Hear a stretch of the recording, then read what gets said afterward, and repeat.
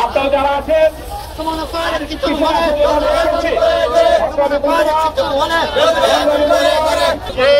নিরাপত্তাটা সরকার যে কোনো অবস্থায় দিতে হবে। এই দেশের জনগণের দাবি যে একজন সংসদ সদস্যকে নিরাপত্তা দেওয়া সরকারের এটা একটা দায়িত্ব এবং কর্তব্য।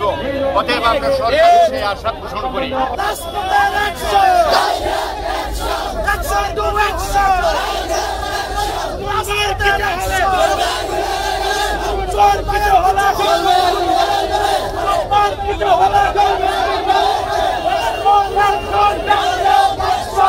একজন সচেতন নাগরিক এবং উনি আন্তর্জাতিক ট্রাইব্যুনালে প্রসিকিউটর ছিল এবং চুনারঘাট মাধবপুরে জনগণের আশা আকাঙ্ক্ষার প্রতিফলিত মাননীয় সংসদ।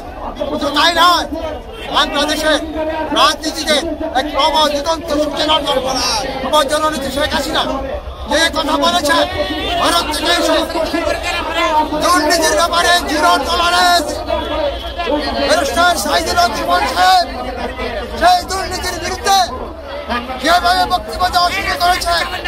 ব্যারিস্টার সুমন যদি না থাকে, যে সব অন্যায়ের বিরুদ্ধে কথা বলা, দুর্নীতির বিরুদ্ধে কথা বলা, সত্যের জন্য কথা বলা, এই দেশে আমরা বঙ্গবন্ধুর পরে আজকে এই 54 বছরও আমরা কাউকে দেখি না, একমাত্র ব্যারিস্টার সুমন আমরা পাচ্ছি।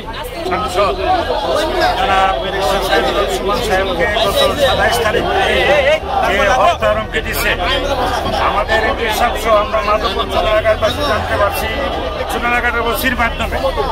যেহেতু সরকারিভাবে সরকার দায়িত্বপ্রাপ্ত একজন ভারপ্রাপ্ত কর্মকর্তার সামনে হুমকি দিচ্ছে, এই বিষয়টি আমল নিয়ে দুষ্কৃতিকারীদেরকে খুঁজে বের করে তাদের কাছ থেকে প্রকৃত মূল রহস্য উদ্ঘাটন করতে হবে। এটি আমাদের দাবি।